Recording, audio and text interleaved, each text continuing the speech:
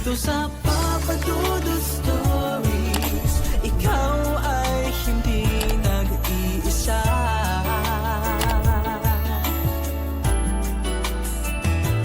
Dito sa Papa Dudut Stories, may nagmamahal sa'yo.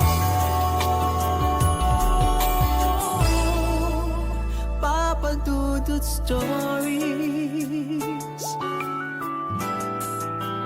Papa Dear Dudut Papa Dudut, sa lahat po ng mga nakatutok ngayon, huwag pong kalimutan mag-like, mag-share at mag-subscribe. Maraming salamat po sa inyong lahat.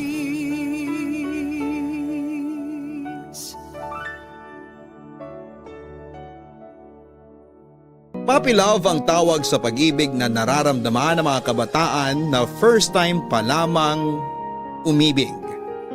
Minsan, ito ang klase ng pag-ibig na mahirap kalimutan at mahirap higitan.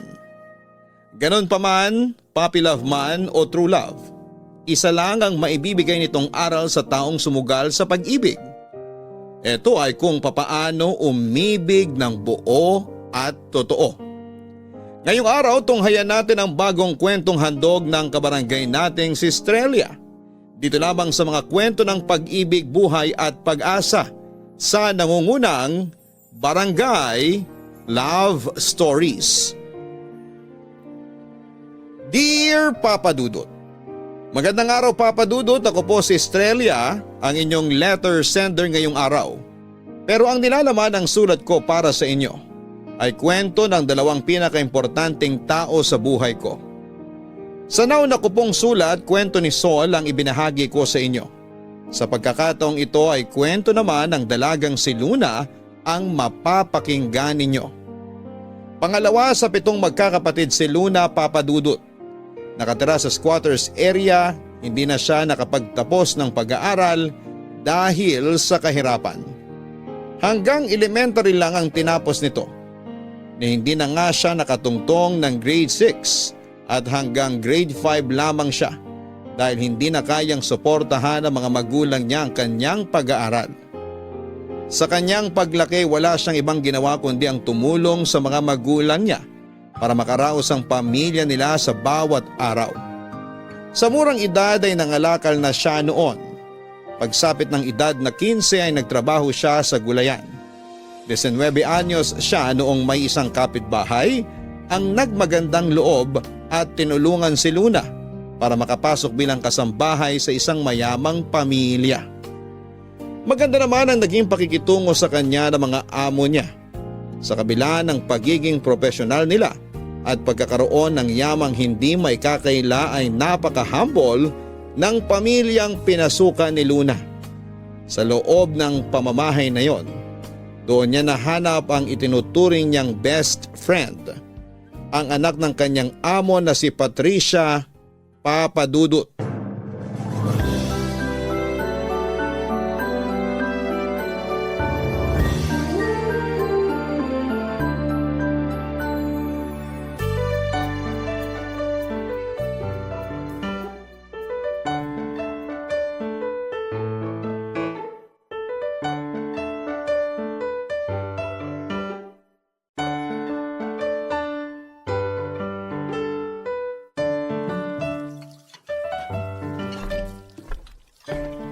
Luna, may ginagawa ka pa? Heto, naghuhugas ng pinggan. Bakit? Halika muna rito, may tatanong ako sa'yo. Sandali. Ano ba yun? Silipin mo yung lalaki sa labas. Saan? Ayun, yung kausap ni Papa.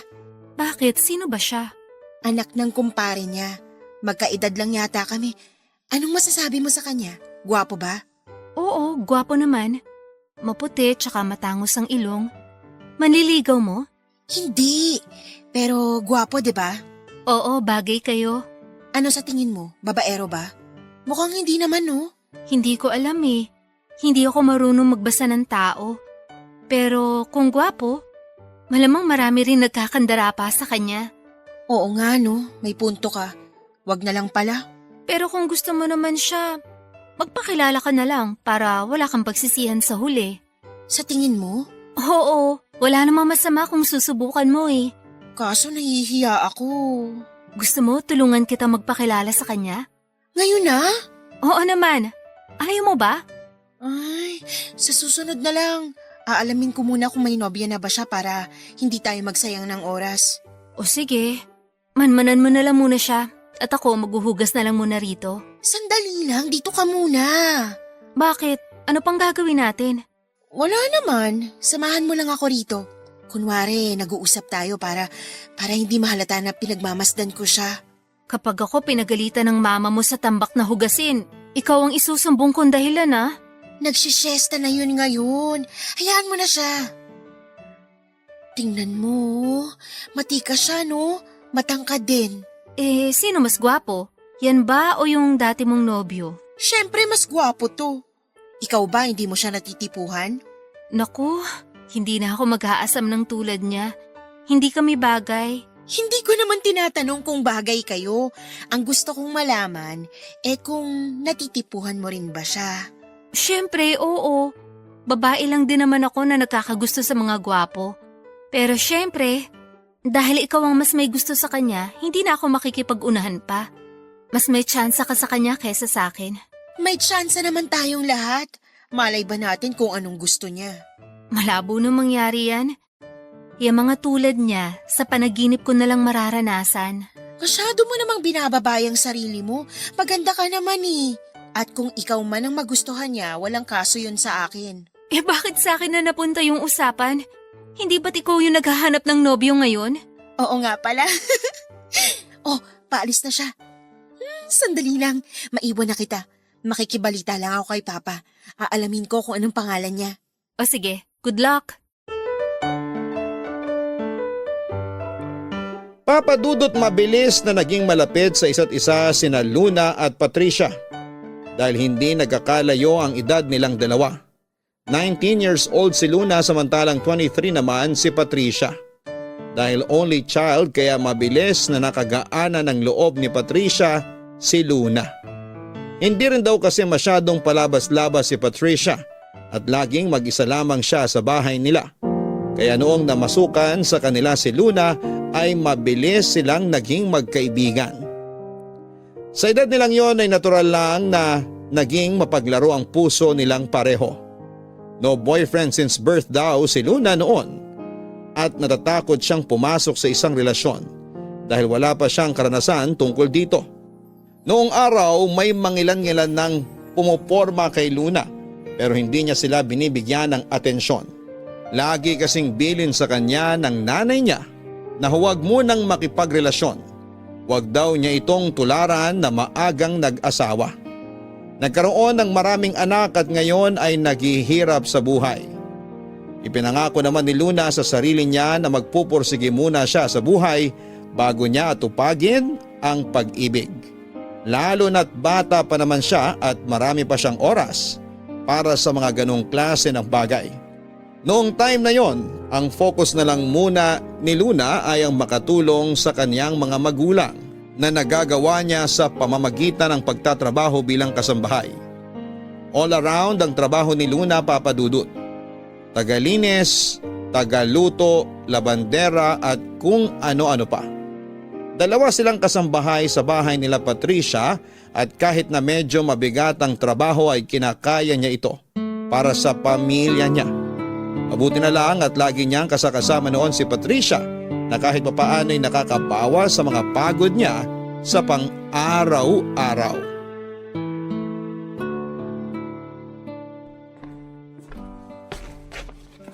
Oh, Luna, gising ka pa pala?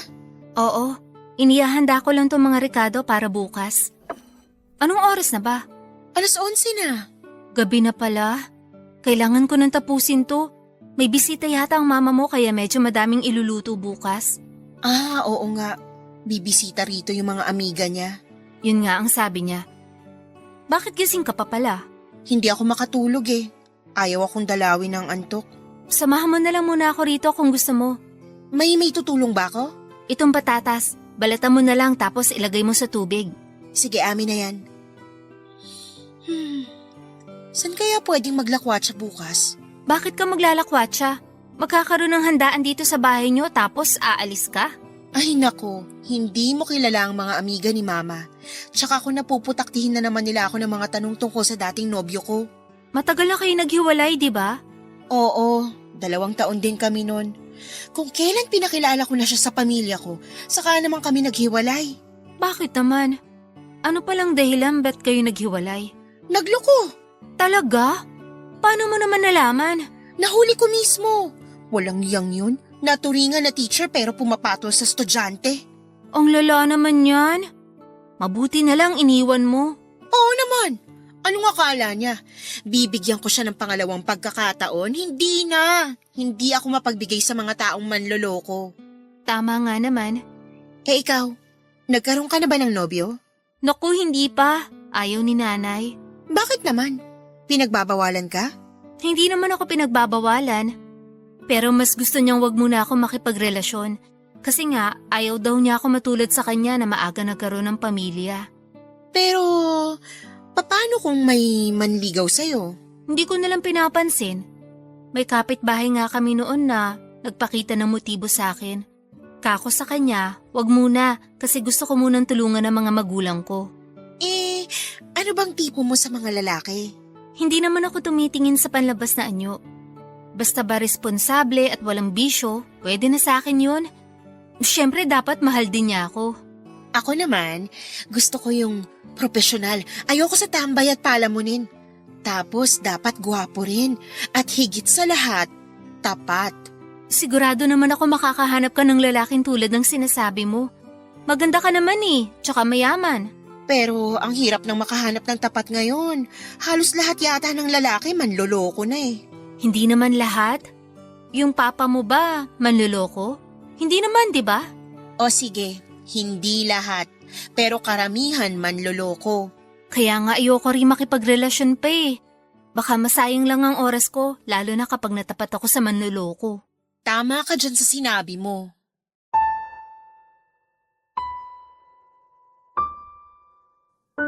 Pero sa hindi inaasahang pagkakataon, isang lalaki ang biglang dumating sa buhay ni Luna na siyang kumatok sa nakatago niyang puso. 1969 noon, nung unang nakatagpo ni Luna ang kauna-unahang lalaki na bumihag sa kanyang puso, si Manuel. Binabakbak noon ang kalsada sa harapan ng bahay nila Patricia para sa isang road widening project. Mahabang kalsada sa lugar nila pero masikip ito, kaya karaniwang one-way lang ang daanan. Matagal na rin kasing inirereklamo ng mga tao doon ang isang drainage sa lugar. Kaunting ulan lang ay binabaha na sila. 5 buwan daw na tumagal ang nangyaring road widening, Papa Dudut. Nang mga panahong yon ay wala namang pakialam si Luna sa inaayos na kalsada. Pero noong natapat na sa bahay nila Patricia ang pag-aayos ng daanan ay unti-unti niyang nakilala ang mga trabahador na nagtatrabaho sa nasabing proyekto. 2 beses sa isang linggo kasi ay nagpapaabot ng merienda ang amo ni Luna sa mga trabahador bilang suporta na rin sa ginagawa nila. Ganon daw kabait ang mga magulang ni Patricia, Papa Dudut.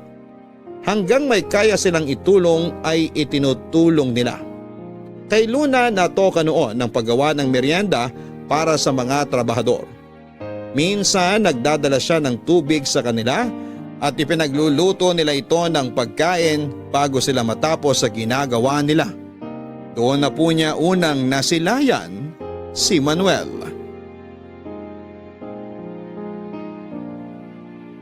Papa Dudut, hindi naging maganda ang unang pagkikita nila Luna at Manuel. Nagluto siya noon ng bilo-bilo. Ito ang ilan sa mga recipe na natutunan niya mula sa kanyang nanay. Pagsapit ng 3:00 ay karaniwang nagpapahinga na ang mga trabahador. Pero ng araw na yon ay abala pa rin ang lahat sa mga ginagawa nila. Lumabas si Luna, dala ang mainit-init pang bilo-bilo at inaya niya ang mga trabahador na magpahinga na muna. Hindi siya pinansin ng mga ito hanggang sa isang lalaki ang lumapit kay Luna at tinanong kung sino siya. Masaya namang nagpakilala si Luna, pero ang mga ngiti sa labi nito ay biglang nawala noong pinagalitan siya ng lalaki. Wala daw siyang karapatang magdesisyon kung kailan magpapahinga ang mga trabahador dahil hindi naman siya ang boss. Nagpantig ang mga tenga noon ni Luna at sinagot ang lalaki, pero noong nalaman niya kung sino ang kinakausap niya ay halos mamula ang morena niyang kutis. Ang lalaki pa lang yon ay walang iba kundi ang engineer ng mga gumagawa. Hindi naman kasi akalain ni Luna na engineer ang kinakausap niya noon. Masyado kasing bata ang itsura nito at ang damit niya ay katulad din ng mga trabahador. Inakala niya na bagong sali lamang ito sa mga manggagawa na hindi pa niya nakikilala.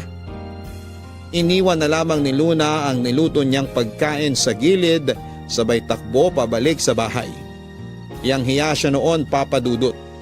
Lalo na't nakita ng lahat ang nangyaring bangayan sa pagitan ng dalawa. Simula noon ay kinausap na ni Luna ang kasama niyang kasambahay na magpalit sila ng trabaho, pero hindi naman pumayag ang kasama niya. Noong dumating ang araw na nagpamerienda ulit ang amo niya, ay bumahag ang buntot ni Luna. Noong nakita niyang nandun na naman ang boss ng mga trabahador na pakakainin sana niya.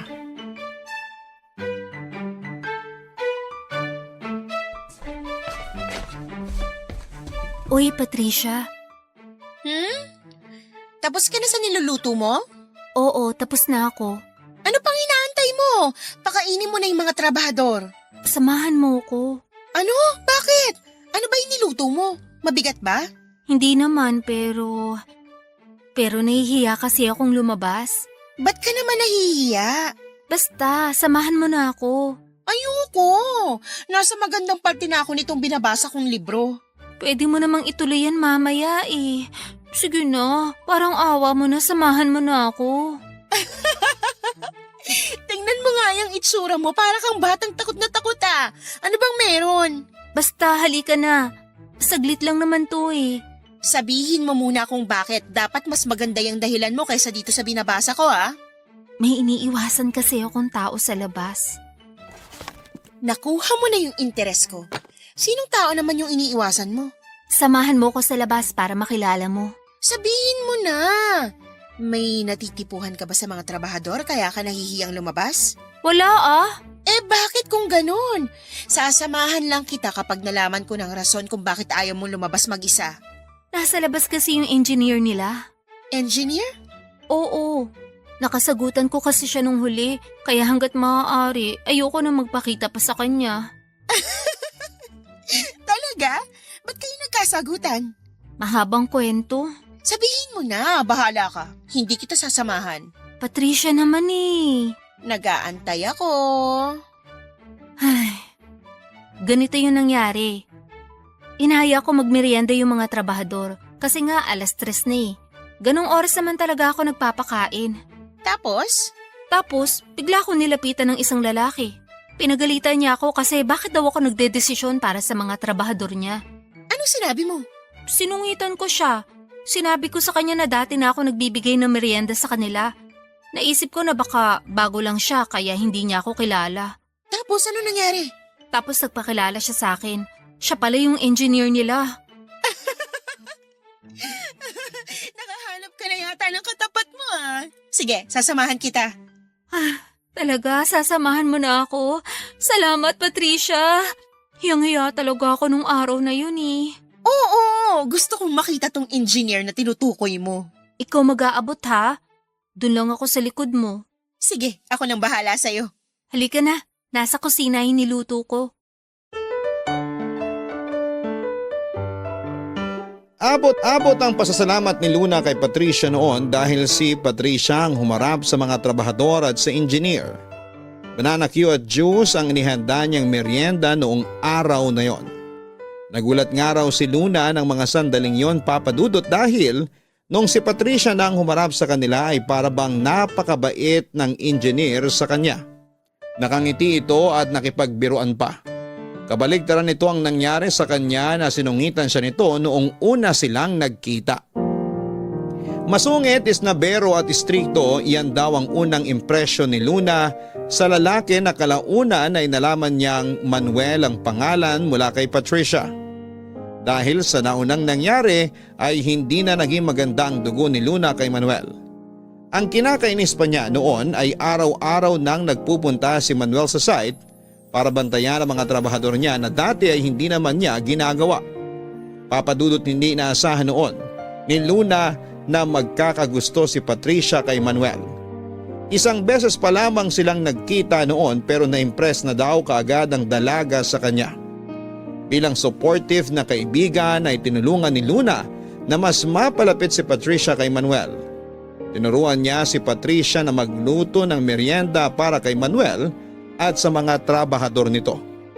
Simula noon ay si Patricia na ang naghahatid ng pagkain sa kanila para mabigyan siya ng pagkakataon na makipag-usap kay Manuel at kilalanin pa ito ng masinsinan. Papa Dudut, nang minsang wala sa bahay si Patricia at mag-isa lamang si Luna na nagpakain sa mga trabahador ay nagkaroon ng chance sina Luna at Manuel na mag-usap. Sa pag-uusap nilang yon ay isang bagay ang nalaman niya.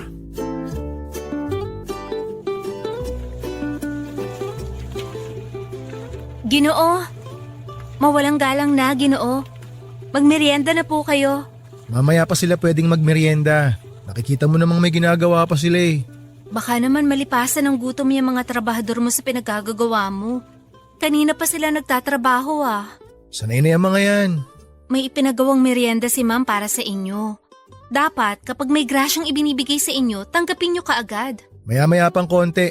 Papantayin lang nila yung bagong buhos na simento bago sila magpahinga. Iwan ko na lang to.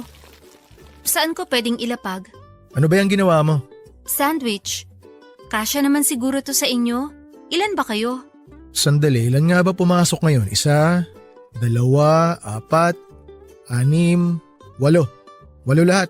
Umuwi na yung iba eh. Tapos pangsyam ka. Naku, mukhang kulang tong ginawa ko ah. Ilan ba yan? Hati-hati na lang kami kung hindi kasya. Saktong 8 eh. Sandali lang, igagawa kita ng para sa'yo. Kahit wag na. Makita lang kita, busog na ako. Tigilan mo nga ako. Magsisimula ka na naman dyan. Wala akong oras para makipagbiruan sa'yo. Ang sungit mo naman. Lagi ka na lang galit. Hindi ako galit. Hindi lang talaga ako mabait sa mga kagaya mo. Ha? Bakit? Ano bang meron sa akin? Bahala ka dyan. Iiwan ko na lang to. Dito ka na muna. Samahan mo kami magmerienda. Marami akong trabaho sa loob. Ikaw nang bahala magpakain sa mga trabahador mo ah. Oh, heto. Kunin mo na. Ayokong kunin yan. Di nga ako kasama sa bilang eh. Hindi ko nga alam kung ilan kayo.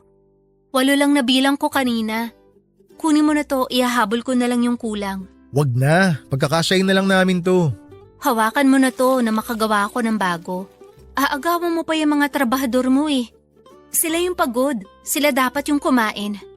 Antayin mo na lang yung sayo. Total wala ka namang ginagawa at nakatayo ka lang naman dyan maghapon. Ang sungit talaga. Ang hirap mo namang suyuin. Hanggang ngayon ba galit ka pa rin sa akin? Kasi napagsalitaan kita nung unang araw na nagkita tayo. Sabing hindi ako galit. Kumukulo lang talaga ang dugo ko tuwing nakikita kita. Kumukulo dahil? Baka naman ibang klaseng pagkulo ng dugo yan ha? Dahil naaalibadbaran ako sa pagmumukha mo. Talaga? Kasi sabi nila, the more you hate, the more you love daw. Wala akong nararamdamang love sa'yo, puro hate lang. Sayang naman. Love pa naman kita. Anong pinagsasasabi mo dyan? Hindi ako nagbibiro. Gustong gusto kitang asarin kasi gumaganda ka lalo kapag magkasalubong na yung kilay mo tuwing nagtataray ka. Alam mo, kung wala ka magawa sa buhay, huwag mo kong idamay. Kung naghahanap ka ng kaharutan, hindi ako yun. Si Patricia ang kulitin mo kasi siya ang may gusto sa'yo. Ayaw ko sa kanya eh. Masyadong mabait. Ikaw yung gusto ko. Matapang. Tantanan mo nga ako. Makihati ka na lang dyan sa pagkain ginawa ko. Hindi na kita igagawa ng sandwich mo. Teka, alis ka na? Marami pa akong trabaho. Eh, paano yung sandwich ko?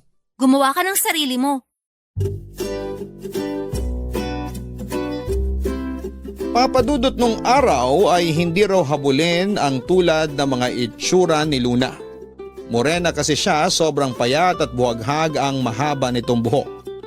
Hindi matangos ang ilong niya, hindi makinis ang balat niya at hindi maganda ang mga kasuotan niya.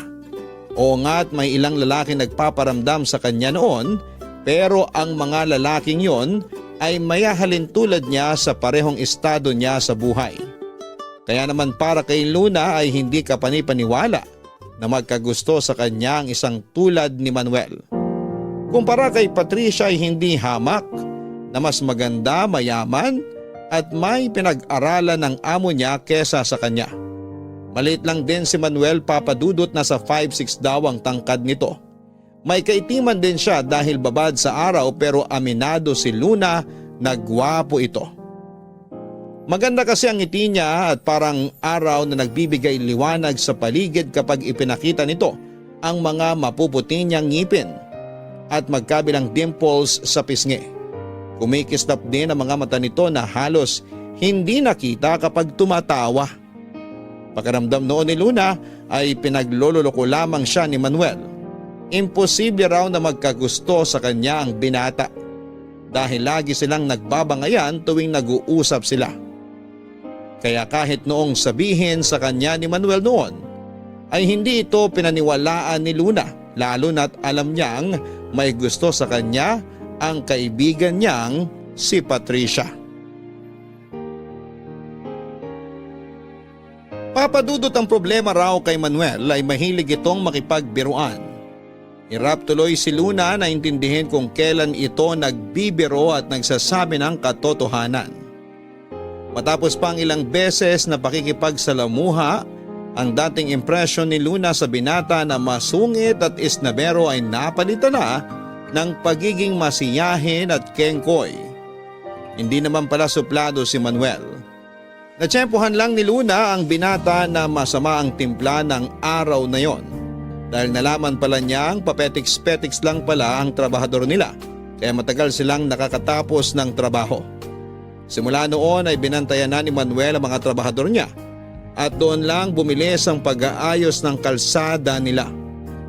Kalaunan sa hindi naasahang pagkakataon ay unti-unti ring nakabuo ng pagkagusto si Luna kay Manuel. Hindi man niya ito inaamin ay napapansin niya noon na lagi na siyang sumisilip sa labas para i-check kung anong ginagawa ni Manuel. Lagi lang itong nakatayo at nagmamasid habang ang dalawang kamay nito ay nakasukbit sa bewang nito. Tuwing nakikita niyang binata ay bumibilis ang tibok ng puso ni Luna at nakakaramdam daw siya ng excitement. Doon lang napagtanto ng dalaga na kahit away bati silang dalawa ay nahulog na ang loob niya kay Manuel. Ganon pa man ay pilit na pinigilan ni Luna ang nararamdaman niya.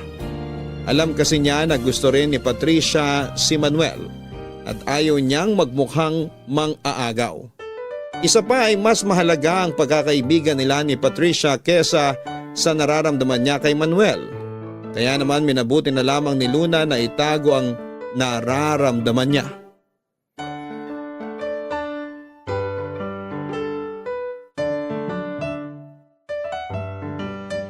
Sarap na sarap yung mga trabahador sa luto mo, ha? Oo nga eh. Ngayon lang ako nakapagluto ng ganon. Talaga? Ngayon ka lang nakapagluto ng lugaw? Oo. Binasi ko lang sa paraan ng pagluluto ng nanay ko noon. Ang galing! Kailangan ko na yata magpaturo sa'yo kung paano magluto para naman makapagpakitang gilas din ako sa iba. Oo naman. Madali lang naman magluto eh. Kung gusto mo, samahan mo ko tuwing nagluluto ako. Mainam nga yan. Huwag kang mag-alala, magaling akong teacher. Nga pala, napansin mo si Manuel? Parang wala siya kanina. Oo, wala nga siya. Kaya nga ako dismayado kanina eh. Siya pa naman dahilan ba't kita sinamahang magpakain. Nasaan daw siya? Ang sabi nung isang trabahador, bumisita raw siya sa ibang site. Ah, kaya pala wala. Pero, bakit ka naman dismayado? Siya lang naman ang habol ko kaya ako sumasama sa'yo magpamerienda eh. Oo nga pala, may gusto ka pala sa kanya. Nawala sa isip ko. Pero, paano na yung anak ng kumpare ng tatay mo? Hindi mo na siya gusto? Hindi na, may nobya na pala yun eh. Eh si Manuel, paano ka nakakasigurong wala din siyang nobya? Tinanong ko siya. Sabi niya, single daw siya sa ngayon. Talaga? Single siya? Oo, kaya pwedeng pwede. Tsansa mo na to kung ganun. Matanong kita, anong masasabi mo tungkol kay Manuel? Anong ibig mong sabihin? Kung natitipuhan ko siya, ganun? Hindi. Gusto kong malaman ang opinion mo kung bagay ba kami. Oo naman. Kahit naman kanino bagay ka eh. Totoo? Bagay kami ni Manuel? Oo, gwapo naman siya tapos maganda ka. Bagay na bagay. Kung ganon, itutuloy ko ng plano ko. Anong plano? Gusto kong magtapat sa kanya ng nararamdaman ko. Ikaw ang magtatapat? Hindi ba dapat lalaki ang gumagawa nun? Ang tagal niya kaya ako na lang ang gagawa ng paraan. Kaya mo yun? Ako kasi, parang hindi ko kaya magtapat sa lalaki.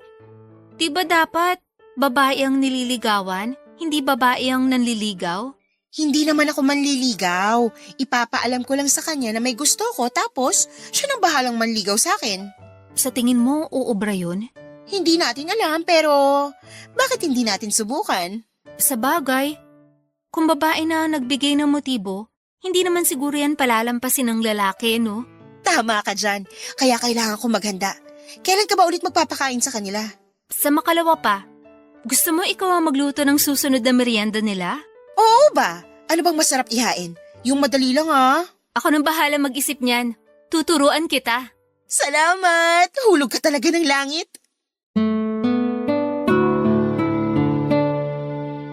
Tuwing nakikita ni Luna sina Patricia at Manuel na masayang nag-uusap ay hindi niya maiwasang makaramdam ng kaunting inggit at selos.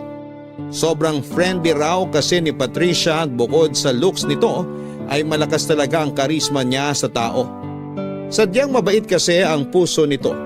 Kaya naman malapit siya sa mga tao.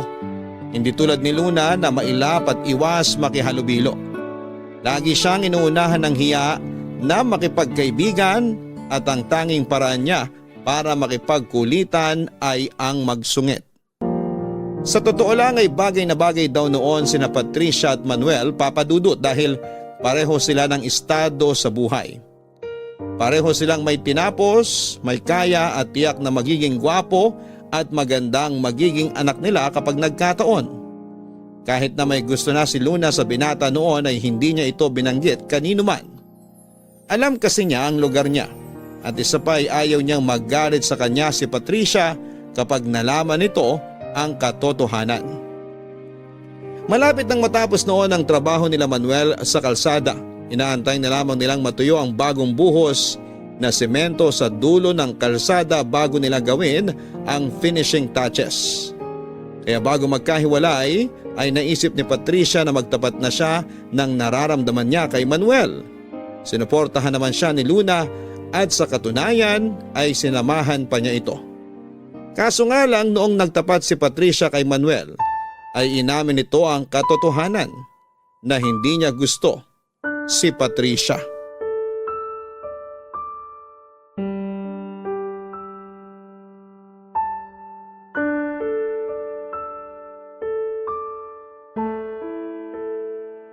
Ay, pasensya ka na Patricia.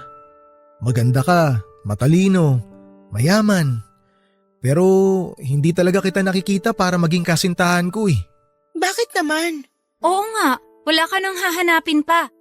Na kay Patricia na lahat kung tutuusin. Ano bang hinahanap mo sa isang babae? Bakit hindi ako pwede? Hindi ko rin alam kung ano ba talaga hinahanap ko pero may nakilala kasi akong babae na natitipuhan ko ngayon. Pasensya ka na talaga ha. Kilala ko ba siya?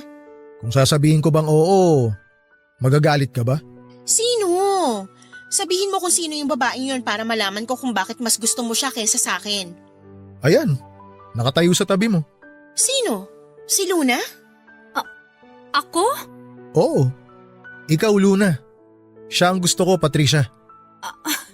Nagpapatawa ka ba? Patricia, huwag ka maniwala sa kanya. Nagbibiro na naman siguro yung si Manuel. Hindi totoo yung lumalabas sa bibig niya. Ano namang nagustuhan mo kay Luna? Masungit, suplada, mataray pero maalaga, mabuti ang puso, marunong makibagay. Tumigil ka nga dyan, Manuel. Magseryoso ka naman kahit ngayon lang. Nagtatapat sa itong kaibigan ko tapos pinaglololoko mo lang kami? Sino ba kasing nagsabi na nakikipaglokohan ako? Seryoso ako, Luna. Ikaw nga ang gusto ko. Hindi ka kapanipaniwala. Bakit naman ayaw mong maniwala? Maiwan ko na kayo dyan. Kayo na lang munang dalawang mag-usap. Patricia, sandali! Pag-usapan niyo yan. Total, ikaw naman palang gusto niya. Patricia, antayin mo ako! Teka, Luna. Mag-usap muna tayo. Wala tayong pag-uusapan. Si Patricia ang kailangan mong kausapin, hindi ako. Nasabi ko na sa kanya ang gusto niyang malaman. Wala na kaming dapat pag-usapan. Alam mo ba kung gaano kahirap para sa aming babae ang magtapat ng damdamin? Tapos ganun lang ang ginawa mo? Ano ba dapat ang gusto mong gawin ko? Lokohin ko siya. Mas mabuti na yun na nalaman niya yung totoo, kesa naman abusuhin ko yung nararamdaman niya para sa akin. At ano tong sinasabi mo na gusto mo ko? Kailangan mo ba talagang gawin yon para lang masabi mong hindi mo gusto si Patricia? Kailangan mo pa ba akong idamay? Totoo ang mga sinabi ko, Luna. Gusto kita. Walang halong biro. Hindi pwede. Hindi ko kayang saktan ng kaibigan ko. Pero kung sakali bang walang gusto sa akin si Patricia, may tsansa bang magkagusto ka rin sa akin? Uy, Luna, tinatanong kita. Aalis na ako. Maiwan na kita. Kailangan ako ng kaibigan ko ngayon. Luna, sandali! Sagutin mo yung tanong ko!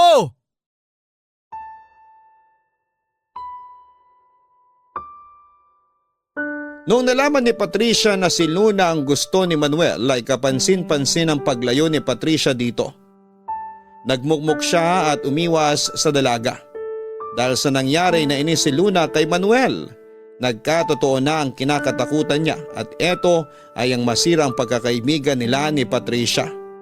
Parang kapatid na ang turingan nila sa isa't isa at ayaw ni Luna na masirang pagsasama nila dahil lamang sa isang lalaki. Pilit inassure ni Luna si Patricia na wala siyang gusto kay Manuel para kahit papaano'y gumaan ang loob nito. Pero kahit na anong gawin ni Luna ay nagbago ang pakikitungo ni Patricia sa kanya. Minabuti na lamang ni Luna noon na hayaan na lamang muna si Patricia na mapag-isa dahil baka mawalan pa siya ng trabaho dahil sa nangyari. Kahit papaano ay hindi naman apektado ang trabaho ni Luna, Papa Dudut. Hindi siya kinikibuan ni Patricia pero hindi rin naman siya nito sinusungitan. Nalungkot si Luna sa mga nangyari pero naiintindihan niya ang pinanggagalingan ng kaibigan niya. Ang ginawa na lang nito tuwing nagbibigay siya ng merienda sa mga trabahador ay iniiwasan na lamang din ni Luna si Manuel para hindi na lumala pa ang nararamdamang sakit ni Patricia. Ang problema nga lang, hindi siya tinantana ni Manuel. Nagpatuloy ito sa pagpapa-impress kay Luna hanggang sa napuno na lamang siya. Naisip ni Luna na titigil lamang si Manuel kapag kinumpronta niya ito. Kaya ang ginawa niya ay kinausap niya si Manuel na tigilan na niya ang ginagawa niya. Dahil malabo raw na magkagusto si Luna sa kanya kahit na ang totoo ay gusto naman talaga niya ang binata.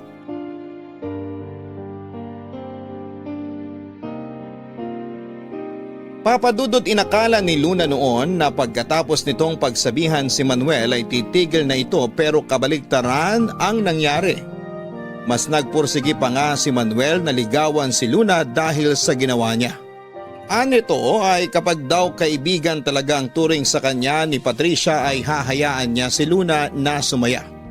Hinayaan na lamang siya ng dalaga at hindi pinansin dahil mas importante para sa kanya si Patricia kesa ang nararamdaman ni Manuel para sa kanya. Sa huling araw ni Manuel sa trabaho ay pinaghandaan ng amo ni Luna ang pag-alis nila. In-invite niya ang lahat ng mga trabahador kasama na si Manuel para sa kaunting salo-salo sa kanilang bahay. Nagpaluto ito ng pansit at tuwang-tuwa naman ang mga trabahador sa ginawang kabutihan ng amo ni Luna. Labis-labis ang pasasalamat nila sa pagiging matulungin ng mga ito. Kahit na kung tutuusin ay hindi naman nila kargo ang mga trabahador. Nang panahon na yon ay ayaw pa rin na magpakita ni Patricia kay Manuel. Napahiya raw kasi siya kaya mas mabuting wag na itong magpakita pa dahil wala na siyang mukhang maiharap. Sinubukang kausapin ni Luna si Patricia para sana lumabas at makapagpaalam pero nagpanggap ang dalaga na masama ang pakiramdam.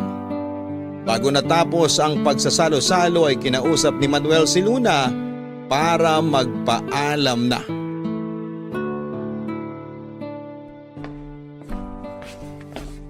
Luna, alis na kami. Nasaan pala si Patricia?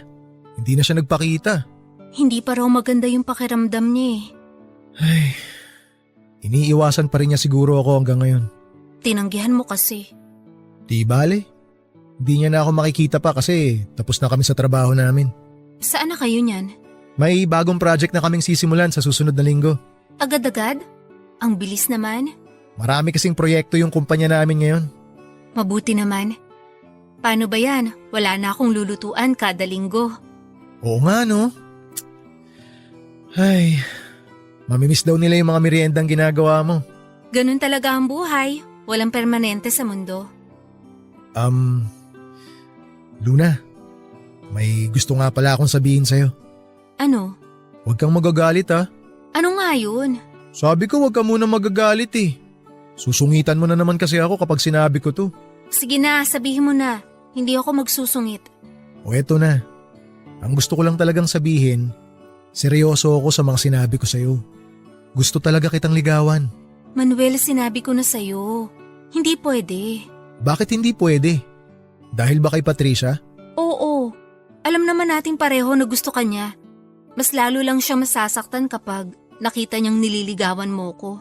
Mas importante pa ba yung mararamdaman ng kaibigan mo kesa sa mismong kasiyahan mo? Oo, kasi mabait sila sa akin. Malaki na ang naitulong ng pamilya ni Patricia sa akin. Kaya kung maaari, ayoko makasakit ni isa sa kanila. Pero kung tunay na kaibigan ng turing ni Patricia sa'yo, hahayaan ka niya na maging masaya. Kaibigan din ang turing ko sa kanya. Kaya gusto ko rin siya maging masaya. Ay, ang hirap naman ng sitwasyon natin. Panigurado naman akong makakahanap ka pa dyan ng ibang babae na mas babagay sa'yo. Kung talagang ayaw mo, wala na ako magagawa. O paano? Magpapaalam na ako sa'yo. Maraming salamat ha. Maraming salamat din. Oh, ayan na pala si Patricia. Patricia! Balita ko aalis na raw kayo. Oo, tapos na kami. Maraming salamat sa handa ninyo ha. Sobrang nabusog kami. Walang anuman. Hindi na kayo babalik? Hindi na. Tapos na trabaho namin dito eh. Ganun ba? Oo. O paano? Sige na. Mauna na ako sa inyo ha. Maiwan ko na muna kayong dalawa. Hinihintay na ako ng mga kasama ko sa labas. Salamat ulit ha. Mag-ingat kayo. Hahayaan mo na lang ba siyang umalis? Ha? Si Manuel. Aalis na raw siya. Hahayaan mo na lang siyang umalis? Hindi kita maintindihan. Gusto ka niya, 'di ba? Oo, yun ang sabi niya. Ikaw, gusto mo ba siya? Ako?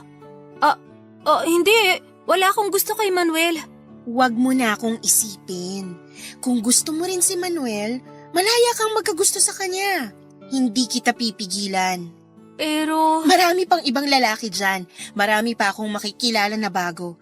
Marahil, hindi nga talaga para sa akin si Manuel kasi hindi natin alam. Para sa'yo pala siya, 'di ba? Kaya hanggat hindi pa sila nakakaalis, habulin mo na siya at sabihin mo na sa kanyang totoong nararamdaman mo. Patricia, salamat!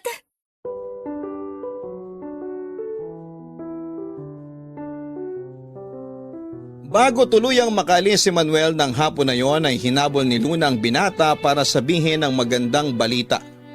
Doon din ay pumayag siyang magpaligaw na kay Manuel. Halos magkatalon sa tuwa si Manuel noong sa wakas ay umamin na rin si Luna. Dahil pumayag ang dalaga, kahit na wala ng trabaho si Manuel sa lugar nila Luna, ay dumadayo pa rin ito sa bahay nila Patricia para ligawan si Luna. Noong panahong yon ay tanggap ni Patricia na si Luna talaga ang gusto ni Manuel.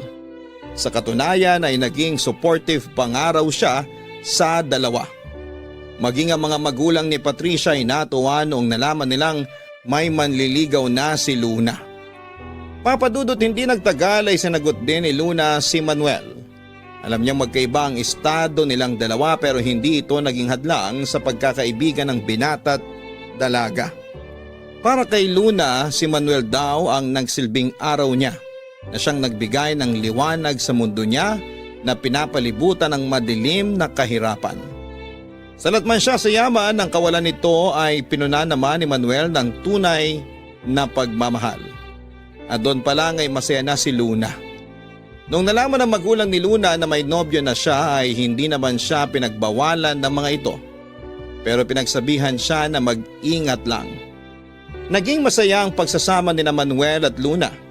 Isang buwan bago ang anniversary nila bilang magkasintahan ay isang sorpresang inihanda ni Manuel para kay Luna. Sa tulong ni Patricia ay naghanda sila ng maliit na salo-salo sa kanilang bahay para mag-celebrate ng kanilang 1 taon na pagsasama.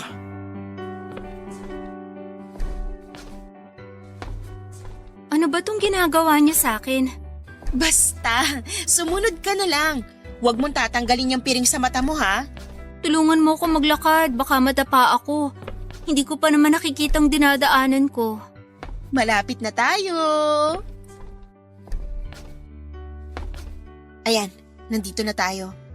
Pagbilang ko ng 3, tanggalin mo na yung blindfold mo ha. 1, 2, 3. Surprise! Surprise! Manuel! Anong ginagawa mo rito? Akala ko ba nasa site ka ngayon? Maaga ako nagpaalam para mapuntahan kita rito ngayong araw. Anong okasyon? Bakit may dala kang cake? Hindi lang cake ang dala niyan. Marami siyang pagkaing hinanda. Para saan? Wala namang may birthday ah. Para sa anniversary natin to. Ha? Sa susunod na buwan pa naman yun ah. Alam ko, pero naisip ko na ngayon na natin ipagdiwang yung anibersaryo natin. Kasi magiging abala na ako simula sa susunod na buwan eh. Bakit? Akala ko ba patapos na kayo sa proyekto nyo? May bago na naman ba ulit? Ako ang sasalo sa iniwang project ng kasamahan kong engineer. Malaking project yun eh, kaya baka hindi ako makapaglaan ng oras para sa anniversary natin kapag nagkataon. Kaya ngayon na tayo magdiriwang. Ganun na nga. Oh, ano pang hinihintay mo? Ibigay mo na yung cake at bulaklak na hawak mo. Ay, oo nga pala. Heto, happy anniversary. Happy anniversary din. Paano yan? Wala akong naihanda para sa'yo. Huwag kang mag-alala, hindi mo na kailangan maghanda. Ang gagawin mo lang ngayong araw ay magpahinga. Ipinagpaalam na kita sa amo mo. Oo, ako nang bahala sa mga gawain mo dito sa bahay. Sigurado ka? Oo naman, 1 araw lang naman eh. Ibibigay ko na sa inyong 2 tong araw na to. Salamat, Patricia. Anong plano nyo ngayon? Saan mo dadalhin tong kaibigan ko, Manuel? Mamamasyal kami. May bagong bukas na theme park sa Pasay, yung old na yung Pilipino. Doon tayo pupunta, Luna. Nagbukas na ba yun? Oo, bukas na. Maganda raw doon, sabi ng mga kakilala ko.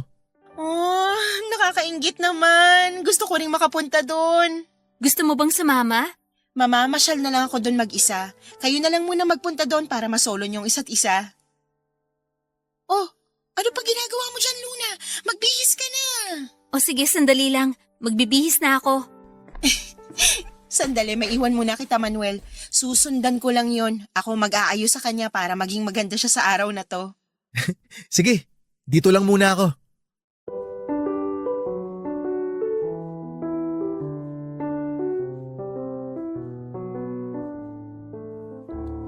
Sobrang saya ni Luna noong araw na yon, Papa Dudut. Pero hindi niya inakala na yun na rin pala ang huling araw na makakasama niya si Manuel. Ilang linggo matapos ang naging selebrasyon nila ay isang aksidente ang kinasangkutan ni Manuel. Papunta na dapat sa site si Manuel kasama ang ilang trabahador. Nung isang private van ang iniwasan nila matapos itong mag-counterflow. Tumama ang sinasakyan nila sa poste. 2 napuruhan sa kanila, Papa Dudut. At isa na doon si Manuel. Sa pagmamadaling makatakas ng van na iniwasan nila ay isang tao pang nabangga nito, si Berto na tatay ni Sol. Nakaligtas si Berto pero dahil naapektuhan ang spinal cord nito ay nabaldado siya at hindi na nakapagtrabaho pa. Sa kabilang banda, 3 araw na nanatili sa ospital si Manuel dahil sa tama sa ulo at dibdib nito. Walang kamalay-malay noon si Luna sa mga nangyari. Saka na lang niya ito nalaman nung isang dating trabahador ni Manuel ang nagbalita kay Luna. Dali-dali siyang nagpunta sa ospital at doon ay binantayan niya ang kanyang nobyo. Pero sa 2 araw nito sa ospital ay tuluyan ng bumigay si Manuel. Yun ang first heartbreak ni Luna, Papa Dudut. Araw-araw niyang pinagluksa noon si Manuel. Mabuti na lamang at naging kaagapay niya ang pamilya ni Patricia sa pinakamadilim na parte ng buhay niyang yon. Inabot ng matagal na panahon bago niya sinubukang buksang muli ang kanyang puso hanggang sa isang tawang muling nagbalik ng ilaw sa nooy madilim niyang buhay. Walang iba kundi si Sol. Dito na po natatapos ang kwento ni Luna, Papa Dudut. Sa susunod na sulat ko ay kwento naman nila Sol at Luna ang mapapakinggan ninyo. Maraming salamat at pinagbigyan ninyo ang kahilingan kong ipakilala sa inyo sina Sol at Luna. Ang inyong forever kapuso at kabarangay, Estrella. Mga kabarangay, katulad ng sinabi ni Luna ay walang permanente sa mundo. Hindi natin alam kung ano ang dala ng kinabukasan kaya dapat bawat araw, bawat oras ay sinusulit natin ang mga ito. Kasama ang mga mahal natin sa buhay nang sa ganon ay wala tayong pagsisihan kapag dumating ang mga kaganapang hindi natin inaasahan. Hanggang saan ba tutungo ang kwento ni Sol at ni Luna? Papunta na tayo sa exciting part, mga kabarangay. Hanggang sa muli, abangan ang susunod na kabanata ng kwentong ito. Ako po ang inyong si Papa Dudut sa mga kwento ng pag-ibig, buhay at pag-asa sa Barangay Love Stories #1. Ang buhay ay mahiwaga, laging may lungkot at saya. Sa Papa Dudut Stories, laging may karamay ka. Mga problemang kaibigan, dito ay pakikinggan ka. Sa Papa Dudut Stories, kami ay iyong kasama. Dito sa Papa Dudut Stories, ikaw ay hindi nag-iisa.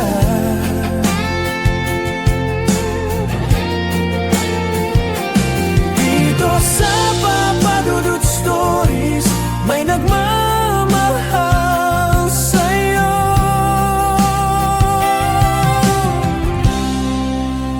Papa Dudut Stories,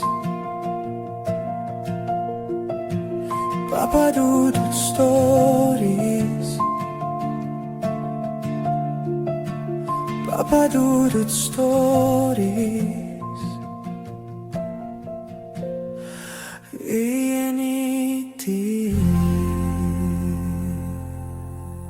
Dito sa Papa Dudut Stories, ikaw ay hindi nag-iisa.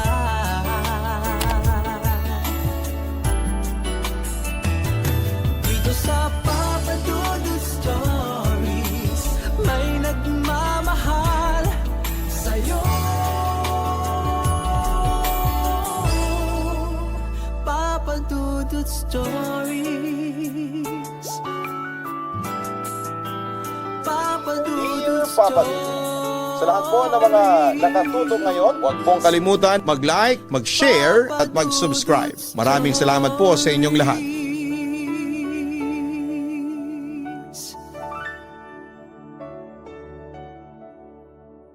Mahirap kalimutan ang unang pag-ibig. Pero nagiging daan ang bagong tao sa buhay natin para saglit nating makalimutan ang pait ng nakaraan. Ikaw, kabarangay, handa ka bang magmahal ulit para lamang makalimutan ang taong naging dahilan ng pagkabigo mo sa pag-ibig? May pagkakataon na dahil po sa pagmamahal na nararamdaman natin para sa isang tao ay pilit nating gagawing tama ang bagay na alam nating mali na sa umpisa. Ang sabi nga nila, hindi kailanman nadidiktahan ng puso. Pero dapat nga bang palaging sundin ang puso kahit alam ng isip natin na hindi na ito tama at nakakabuti para sa ating sarili?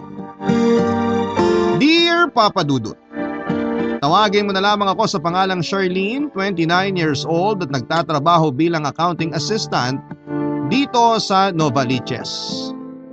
Matagal ko ng hobby talaga ang pakikinig ng drama sa radyo.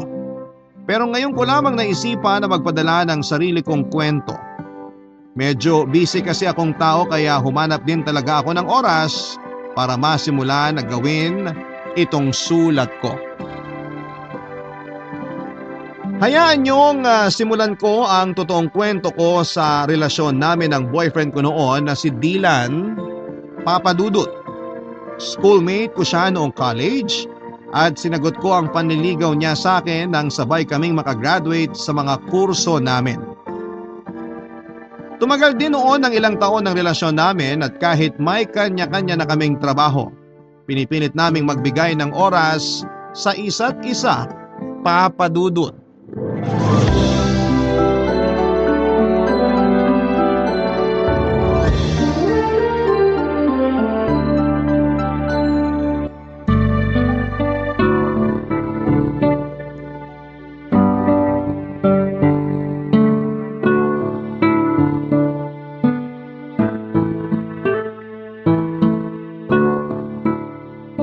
Grabe yung traffic talaga ng biyahe natin kanina, no?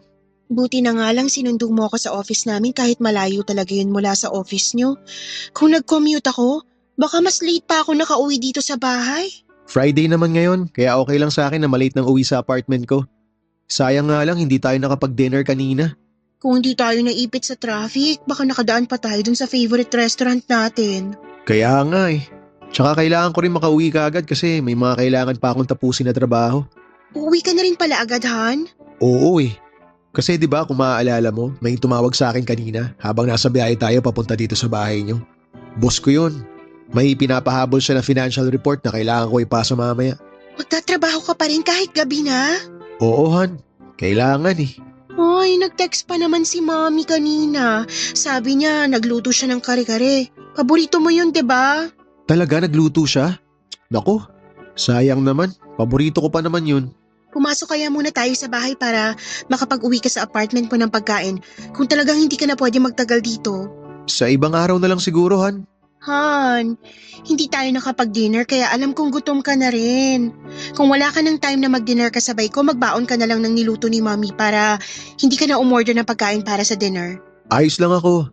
Hindi rin naman talaga ako nagugutom kaya wag mo na ako alalahanin. Sige na, sasakay na ako sa kotse para makauwi na rin ako. Pumasok ka na sa loob. Hintayin kita makapasok bago ako umalis. Sige, mag-iingat ka sa pagdadrive. Okay, salamat. Good night.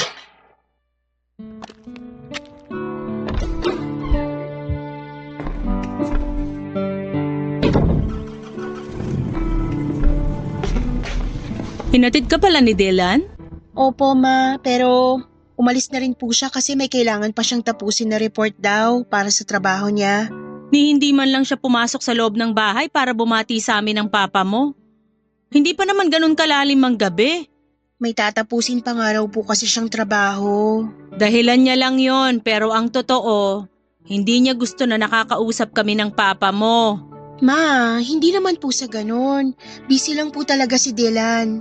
Huwag mo na siyang ipagtanggol kasi kilala ko na yung boyfriend mo. Bihira nga yan pumunta sa mga family gathering natin at palaging yung trabaho niya ang dinadahilan mo sa akin. Masyado lang po talagang workaholic si Dylan. Eh bakit naman ikaw nagagawa mong pumunta sa kanila kapag birthday ng daddy o mommy niya? Nagpapaluto ka pa nga sa akin minsan ng dadalin mong pagkain sa kanila. Samantalang yang si Dylan, ni hindi man lang mag-effort na makipagkumustahan sa amin ng papa mo. Abay palagi na lang siyang ganyan, parang umiiwas na makita o makausap kami. Paano naman namin siya mas makikilala kung palagi niyang nilalayo ang sarili niya sa amin? Hay, ang mabuti pa, pumasok ka na dito at hindi pa rin kami kumakain ng dinner ng papa mo. Akala kasi namin dito rin magdi-dinner yung boyfriend mo. Pero mukhang hindi niya talaga gusto na nakakasabay kaming kumain.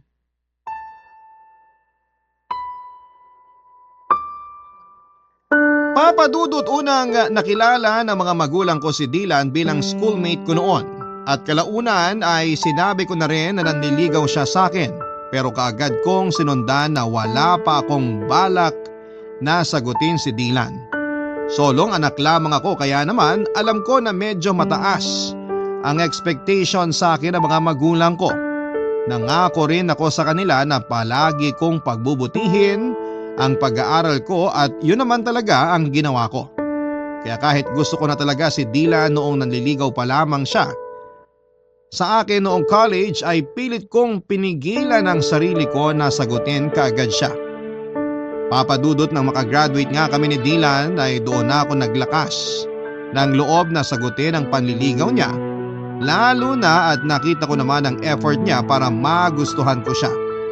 Yung pagsama niya sa mga group study namin kahit puyat at pagod siya sa paglalaro para sa soccer team nila.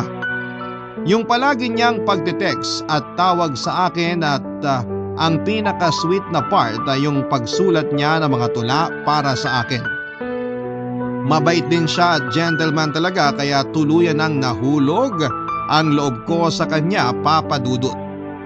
Nang maging boyfriend ko nga siya at pinakilala ko sa mga magulang ko ay naging maayos naman ang lahat, Papa Dudut.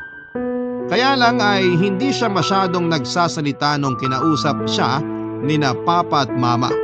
Sumasagot siya sa tanong ng mga ito pero hindi siya masyadong nagkwekwento. Nang matapos ang dinner na yon ay inamin sa akin ni Dylan na hindi talaga siya masyadong sanay na makihalubilo sa mga matatanda kaya hindi siya masyadong nakaimik sa dinner na yon. Hindi rin siya masyadong sumasama sa mga family gathering namin at palaging umiiwas na makita ang mga magulang ko. Nung una medyo naiinis ako hanggang sa nakasanayan ko na lang din yon, Papa Dudut.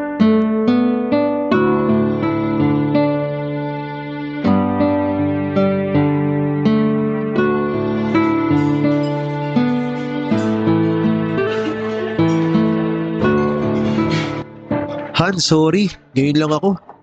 Late ka na naman. Traffic kasi dun sa dinaanan ko eh. Kailan ba hindi naging traffic dito sa Manila? Kapag holiday. Yun nga lang, hindi holiday ngayon kaya na-traffic ako. Ayun na nga. Alam mo ng traffic pero hindi ka pa rin nag-adjust ng oras mo. Maniwala ka Han, in-adjust ko oras ko kanina. Hindi ko lang in-expect na mas magiging traffic ngayon. 15 ngayon, Dylan, araw ng sweldo ng ibang empleyado kaya dapat naisip mo na mas magiging traffic nga. Tapos dito mo pa ako niyaya sa malayong restaurant para mag-dinner? Eh di ba sabi mo, favorite mo yung kanilaw ni pasta nila dito? Oo nga. Pero ang layo kasi nito sa bahay namin. Buti sana kung sinundo mo ako mula sa bahay namin papunta dito. Mas lalo tayong maiipit sa traffic kung pinuntahan pa kita kanina sa bahay nyo. Pero kung inagahan mong alis sa apartment, hindi tayo maiipit sa traffic.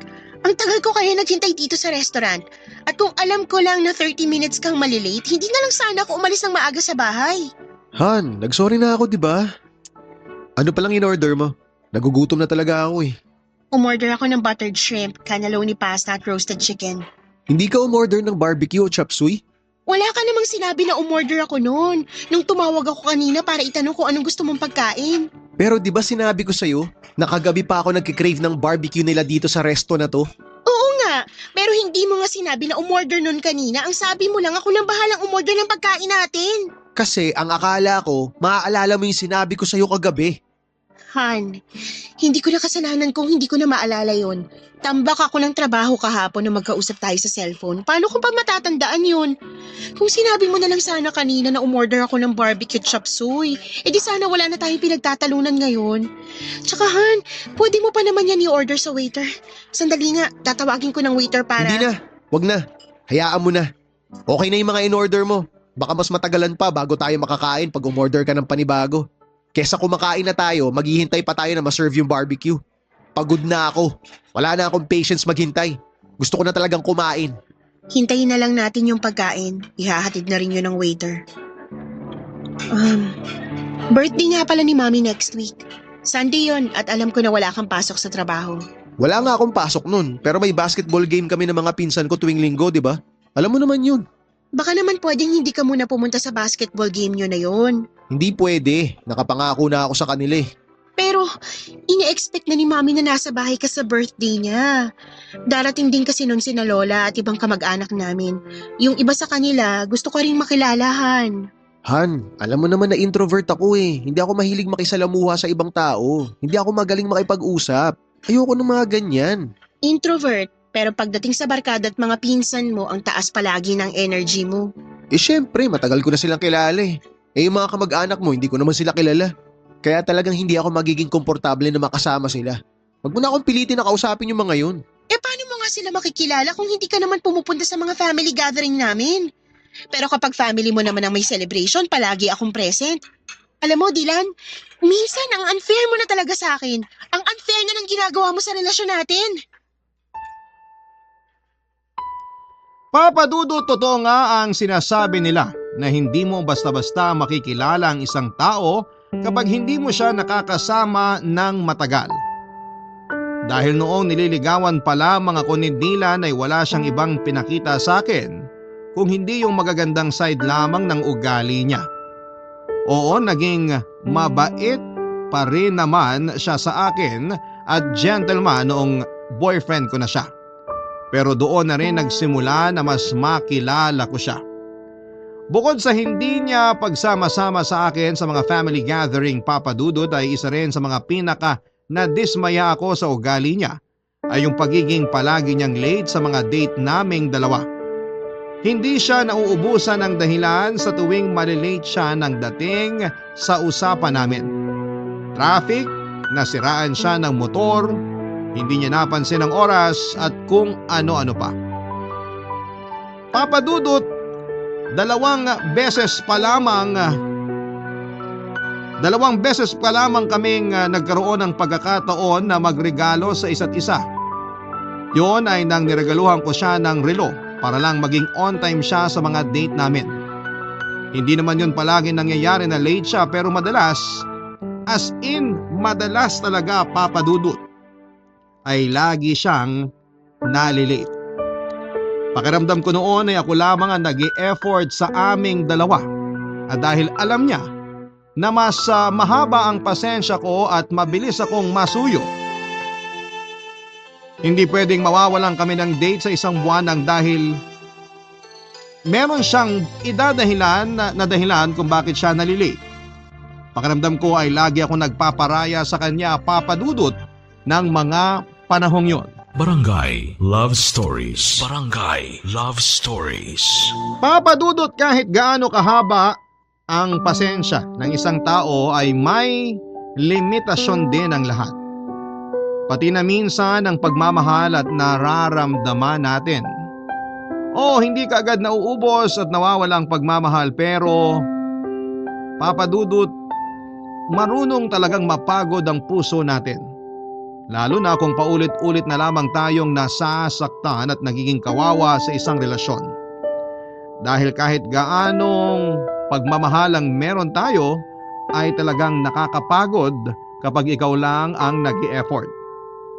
Kahit naging madalas ang pagkatalo namin ni Dylan sa pagiging late niya sa usapan namin ay hindi pa rin siya nagbago. Hindi lang naman tungkol sa pagiging late niya ang madalas naming pag-awayan ni Dylan, Papa Dudut. Dahil lumalabas na nga ang totoong ugali niya. Mas marami na kaming hindi na pagkakasunduan. Kasama na doon yung hindi niya pakikisama sa pamilya ko. Si Dylan ang first boyfriend ko at umasa ako noon na sana ay siya na rin ang maging last boyfriend ko dahil gusto ko na siya ang makasama ko sa panghabang buhay. Pero habang tumatagal na mas nakikilala ko siya, mas nararamdaman ko rin na hindi pala talaga siya ang ideal man ko. Kung noong magkarelasyon pa lamang kami ay bilang mag-boyfriend-girlfriend ay hindi na niya kayang pakisamahan ang mga magulang ko. Paano pa kaya kapag kasal na kami? Kaya naman habang tumatagal ay mas nagiging madalas na ang pag-aaway naming dalawa, Papa Dudut.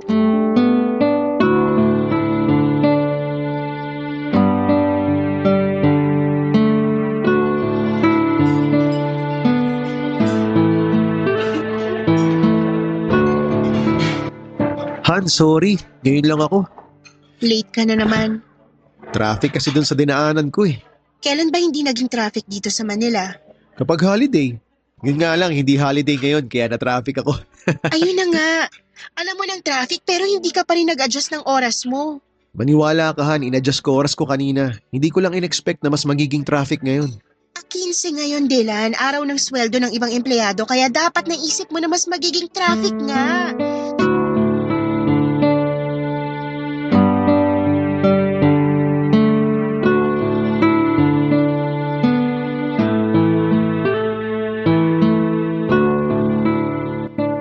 Charlene!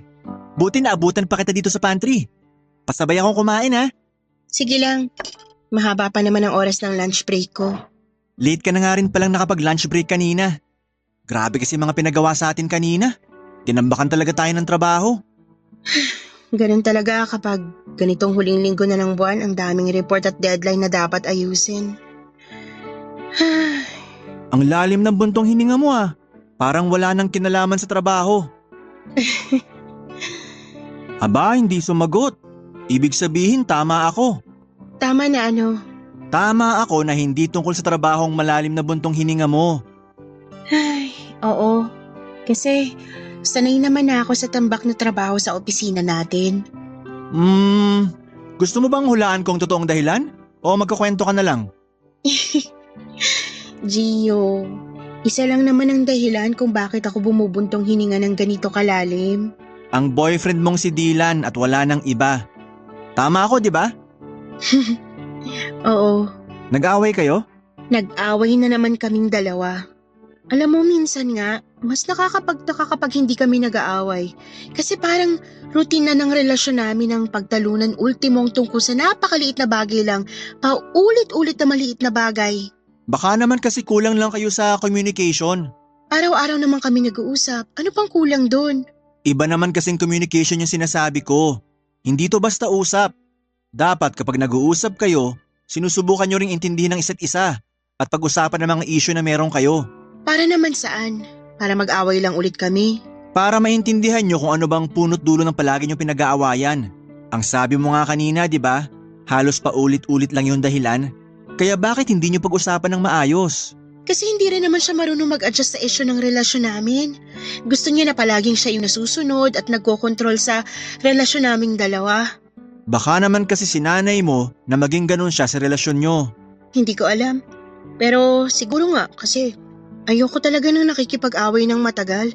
Kumbaga, kapag nag-aaway kami, sa huli ako rin yung unang tumatawag para makipagbati sa kanya. O kaya kapag nag-sorry siya, okay na agad sa akin ang lahat para tapos ng away. Pareho pala tayo. Kasi ganyan na ganyan din ako sa asawa kong si Janice. Kapag nag-aaway kami tungkol sa maliliit na bagay, ako rin ang palaging gumagawa ng paraan para magkabati kaming dalawa. Ano namang pinag-aawayan niyo ng asawa mo? Dalawang bagay lang naman. Kung hindi tungkol sa pera, tungkol naman sa pag-aasikaso sa mga bata. Eh, di ba ikaw lang ang nagtatrabaho sa bahay niyo? Oo, at gusto niya na pati pag-aasikaso sa 3 anak namin, ginagawa ko. Alam mo, wala naman akong problema doon kasi alam ko na responsibilidad ko rin ang mga anak namin. Pero may mga pagkakataon kasi na kahit pagod ako sa trabaho, pinapasa niya pa rin sa akin pati ng pagpapalitan diaper ng bunsong anak namin. Alam mo yung stress na ako sa overtime at pagod sa trabaho?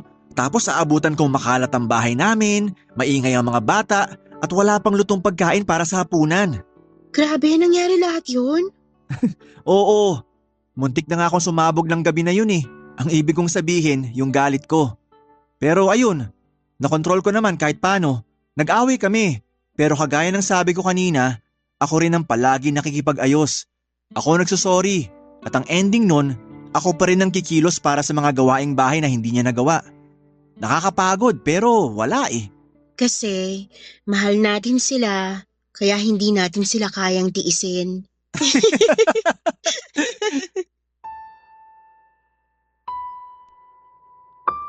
Papa Dudut, sinubukan pa naming ayusin ni Dylan ang relasyon naming dalawa. Pero hindi pa rin natigil ang paulit-ulit na pagtatalo naming dalawa at lumalaki ang isyu namin sa isa't isa. Ultimo, ang hindi pagte-text o pagtawag ay pinag-aawayan na namin. Malit na mga bagay na alam naming walang kwenta pero pinagsisimula ng away naming dalawa.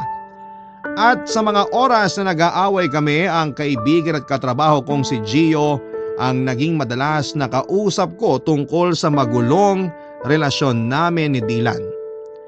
Papa Dudut, hindi nagtagal ay tuluyan nang natapos ang relasyon namin ni Dylan. Mahirap po at masakit din yon para sa akin dahil nga si Dylan ang first boyfriend ko.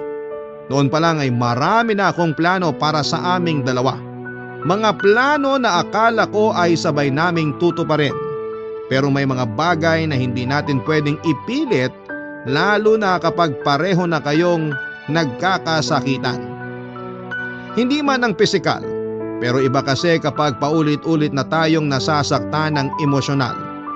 Mas malalim ang sugat na naiiwan nito sa atin. Mas malalim yung sakit, pero sa huli wala naman tayong ibang pagpipilian, Papa Dudut, kung hindi ang umusad kahit na mahirap talagang gawin ang bagay na yon.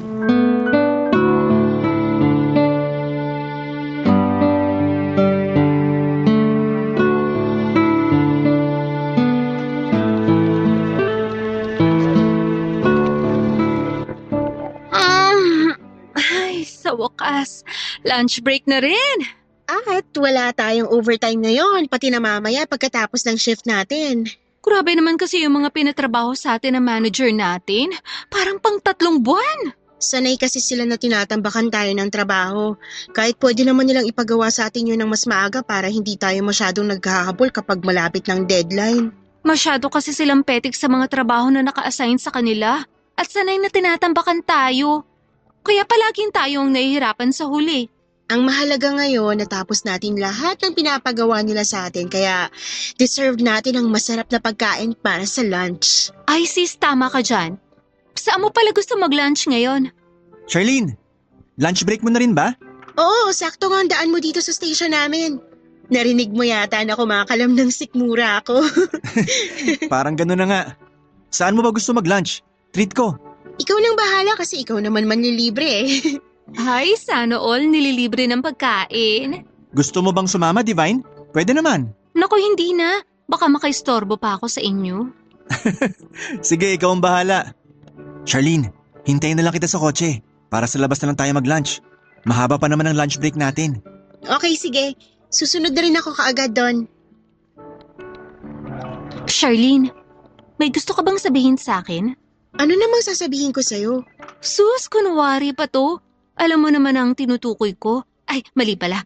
Kilala mo naman na kung sinong tinutukoy ko. Divine, kung tungkol kay Gio yung ini-issue mo sa akin, uulitin ko na magkaibigan lang kaming dalawa. Kaya hindi mo kailangan na mag-isip ng kahit na ano tungkol sa amin. Magkaibigan na palagi magkasabay na mag-lunch break at lumabas ng opisina pagkatapos ng trabaho. Oo, kasi pareho lang naman ang oras ng shift naming dalawa eh. Naku, Charlene ha. Huwag kang ang pabebe dyan. Alam ko namang may something na sa inyong dalawa ni Gio. Ano bang something yan? Wala nga. Okay, iibahin ko na lang ang tanong ko. Wala pang something sa inyo pero gusto mo si Gio. Tama ba ako? Alam mo, Divine, ang dami mong tanong. Ayun na nga. Ang dami kong tanong pero ni isa wala ka namang sinasagot. Sinagot ko naman na magkaibigan lang kami ni Gio. Walang kahit na anong namamagitan sa aming dalawa. Okay, sige. Mabuti na yung nagkakaliwanagan tayo.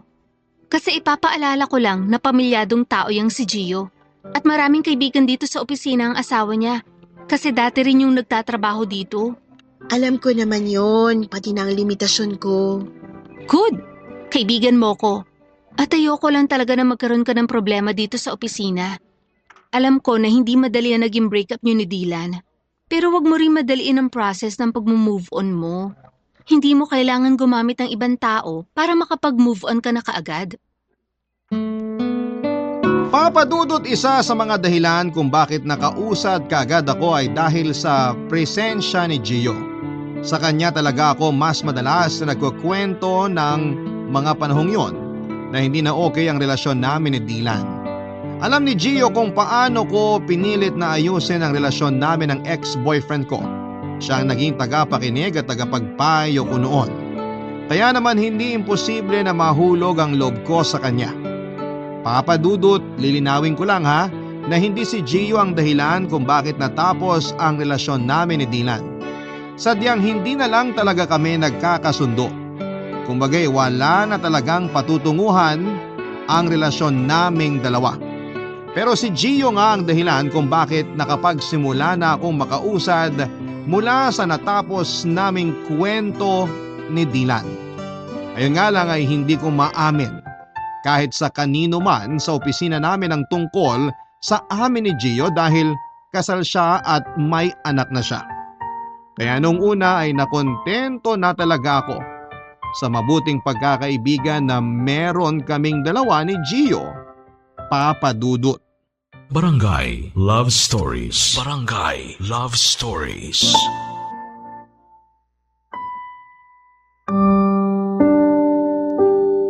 Papa Dudut, isa sa mga dahilan kung bakit magaan ang loob ko kay Gio at madalas akong nagkukwento sa kanya noon dahil ng mga oras na yon ay nagkukwento rin siya na hindi na maayos ang relasyon nila ng asawa niya. Minsan niya raw kasing nahuli na may iba itong karelasyon at sinabi niya na kung wala lang silang anak ay hiniwalayan na raw niya kaagad ang asawa niya. Pero nakiusap daw ang asawa niya na muling ayusin ang relasyon nila para sa kanilang mga anak. Pinagbigyan niya ang hiling nito pero hindi na muli pang naibalik ang tiwala niya dito. Mula nga noon, Papa Dudut, ay naging madalas na ang pag-aaway nilang dalawa ng asawa niya. Kaya sa akin niya rin madalas na kinikwento ang mga problema niya. Naging tagapakinig at tagapagpayo niya ako. Kaya hindi nakapagtataka na sabay na nahulog ang loob namin sa isa't isa. At nang aminin niya sa akin na may espesyal na siyang nararamdaman para sa akin, hiwalay na kami noon ni Dylan at balak na rin niyang makipaghiwalay sa asawa niya.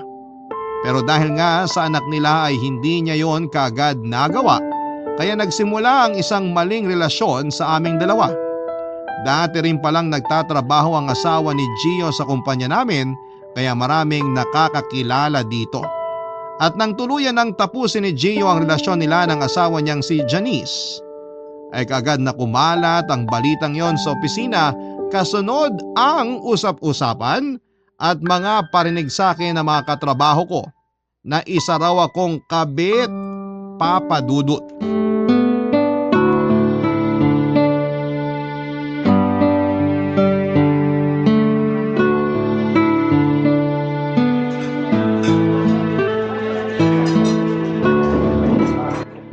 Buti na lang hindi tayo ngayon sa pantry nag-lunch kasi sigurado na pagchichismisan na naman tayo ng mga tao doon. Yaan mo na. Masarap din naman ang pagkain sa restaurant na to. Oo. Tsaka ang mahalaga, magkasama pa rin tayo ngayong lunch break. Dito na lang kasi ako medyo nare-relax, sa totoo lang. Grabe kasing magparinig yung ibang kaopisina natin. Keso, ako raw sumira ng relasyon yun ng asawa mo. Tapos alam mo ba, kinausap pa ako ng manager natin. Anong sabi niya sa'yo? Huwag daw sana tayong maging masyadong PDA sa office. PDA? Oo, public display of affection o yung sweet-sweetan sa harap ng maraming tao. Hindi naman tayo ganon. Ayun na nga ang sabi ko sa manager natin. Professional tayo pagdating sa trabaho. Hindi niya na kailangan na sabihin sa akin yun. Close kasi sila ng ex ko. Kasi nga 'di ba? Dati siyang nagtatrabaho sa HR ng office natin. Baka nga hanggang ngayon nagkakamustahan pa rin silang dalawa eh. Mukha nga kasi ang seryoso niya habang kinakausap ko kanina. Pero okay lang kasi pareho naman tayong hindi PDA. Naiinis lang ako sa ibang kaopisina natin kasi palagi na lang sila nagpaparinig kapag padaan ako sa station nila. Tapos alam mo ba minsan, may isa pa tayong office mate na bigla na lang bumunggu sa akin sa may hallway ng office. Baka naman hindi sinasadya yun. Sinadya niya yun kasi hindi man lang siya nagsorry sa akin eh. Nalaglag pa nga ang bag ko noon pero hindi man lang siya lumingon sa akin. Ay, pero hayaan mo na. Hindi naman ako patola sa mga ganong klaseng attitude. Ikaw ba babe? Kumusta ka? Ha? Tinatanong kita kung kumusta ka kasi 'di ba 2 araw kang naka-vacation leave. Hindi ka nga rin masyadong sumasagot sa mga chat ko sa'yo eh. Ba't ka nga ba nag-vacation leave? Ni hindi mo malang sinabi sa akin na hindi ka pala papasok. Wala ka namang medical certificate na in-email. Kaya nung magtanong sa akin si Divine tungkol sa leave mo, ang sabi ko na lang, may lakad ka yata. Kahit ang totoo, hindi ko alam kung... I think we should stop this, Charlene. Ano? Ang sabi ko, siguro mas okay kung ititigil na natin to. Gio, nakakaintindi ako ng English kaya hindi mo na kailangan Tagalogin pa yung sinabi mo. Ang hindi ko lang maintindihan, ano yung kailangan nating itigil? Yung pagkain natin ngayon? Yung pag-uusap natin? O Itong yung... relasyon natin. Nakikipaghiwalay ka na sa akin?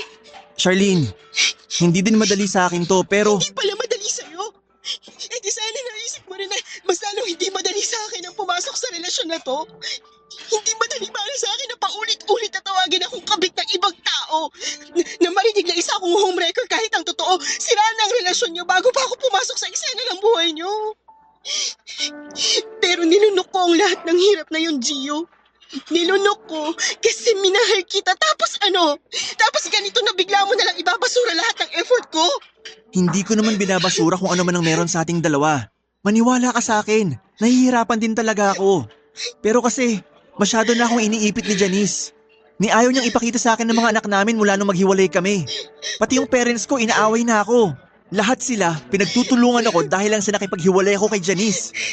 Pero di ba ang sabi mo ako nang mahal mo? Oo, Kung totoo yun, bakit hindi mo magawang maipaglaban yung pagmamahal na yan?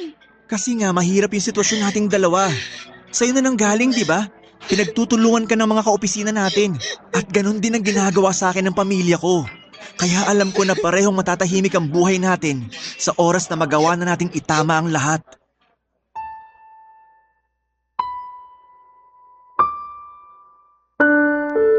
Papa Dudut, wala naman talaga akong plano na pumasok sa maling relasyon. Babae ako at ayoko nang niloloko ako ng karelasyon ko. Walang sino man ang gusto na lokohin sila ng karelasyon nila. Kaya lang ay naipit lang talaga kaming dalawa sa sitwasyon na hindi na kami kaagad makalabas. Nahulog ang loob namin ni Gio sa isa't isa sa hindi pa tamang oras. Nang aminin niya nga sa akin na gusto niya ako ay hindi ko naman kaagad sinagot ang nararamdaman niya noon. Sinabi ko sa kanya na mali ang nararamdaman niya. Oo, inamin ko na gusto ko rin siya. Pero ilang araw din akong umiwas sa kanya. Nahirapan din ako noon dahil nasanay na ako na palagi siyang kausap at kasama kapag hindi oras ng trabaho. Kaya naman sa ilang beses na panunuyo niya sa akin, tuluyan na rin akong bumigay at pumayag na pumasok sa maling relasyon. Pero nangako siya sa akin na hindi niya ako gagawing kabit ng pangmatagalan. On the rocks na kasi talaga ang relasyon nila noon ng asawa niya kasi nga minsan na rin niyang naramdaman at naranasan na lokohin bago pa man kami nagkaroon ng relasyon. Kaya hindi naman talaga ako ang dahilan kung bakit nagkakasiraman silang dalawa. At nang maging kaming dalawa, nangako siya sa akin, Papa Dudut, na tuluyan na niyang tatapusin ang relasyon nilang mag-asawa. Ako na raw talaga ang mahal niya at nangako siya na ipaglalaban niya ang pagmamahalan namin sa isa't isa. Isang pangako na hindi niya naman pala kayang pangatawanan, Papa Dudut.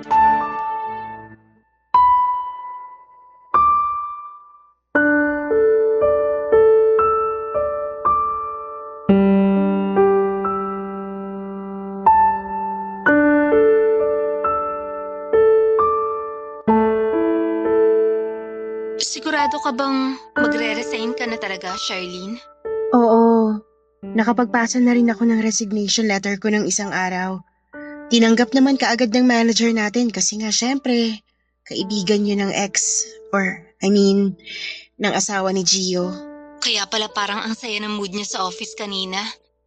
Pero, papasok ka naman, di ba? Ha? Hindi na ako babalik sa office. Bakit naman? Ayoko na ring bumalik kasi alam ko na maraming mga marites ang naghihintay sa akin doon para mapag-usapan nila ako ng harap-harapan. Pero kailangan mo pa mag-render ng 1 buwan pagkatapos mo magpasa ng resignation letter. Immediate resignation ang ginawa ko, Divine. At kagaya ng sinabi ko kanina, pumayag naman agad ang manager natin na umalis ako sa kumpanya. Mas okay na nga raw yun kasi nga, hindi na magandang usap-usapan tungkol sa akin. Ang sabi pa niya, mas makakabuti na rin daw sa peace of mind ko ang umalis sa trabaho. Grabe! Sinabi yun ng manager natin? Oo, pero hayaan mo na. May point naman siya sa sinabi niya. May favor na lang ako sa'yo, Divine. Ano yun? Pwede bang ikaw na lang ang kumuha ng gamit ko sa table ko tsaka sa locker ko? Ibibigay ko na lang sa iyo yung passcode ng locker ko para mabuksan mo. Konti lang naman yung gamit ko doon kaya hindi ka na mahihirapan na kunin ang mga yon. Pasensya na sa abala ah. Ayos lang, ano ka ba? Hindi ka abala sa akin.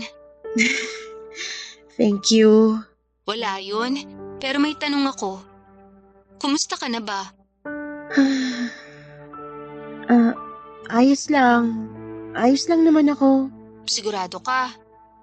Charlene, alam ko na 1 linggo pa lang mula nang sabihin mo sa akin na nakipaghiwalay na sa'yo si Gio. Kung kailangan mo ng kausap, andito lang ako palagi, okay? Alam ko naman yon at malaki ang tiwala ko sa'yo kaya ikaw rin ang unang nakaalam ng tungkol sa amin ni Gio. Basta, huwag ka mag-alala sa akin, okay lang talaga ako. O sige na, baba ko muna tong tawag. Salamat ulit, Divine. Bye!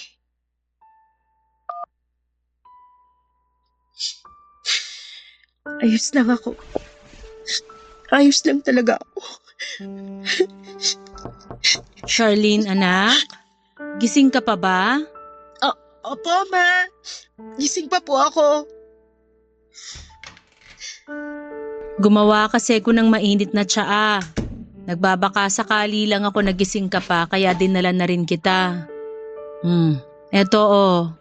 Salamat po, Ma. Ang bango po nitong tsaa. Oo, at masarap din yan. Hindi ganong mapait. Palamigin mo muna ng konti para hindi ka mapaso kapag ininom mo na. Sige po. Ilalagay ko po muna dito sa maliit na lamesa ko. Anak, Yes po, Ma. kumusta ka na ba? Ayos lang naman po ako. Charlene, mula kasi nang sabihin mo na break na kayo ni Gio, hindi ka na nagkwento ng kahit ano sa akin. Kaya sabihin mo ang totoo. Okay ka lang ba talaga?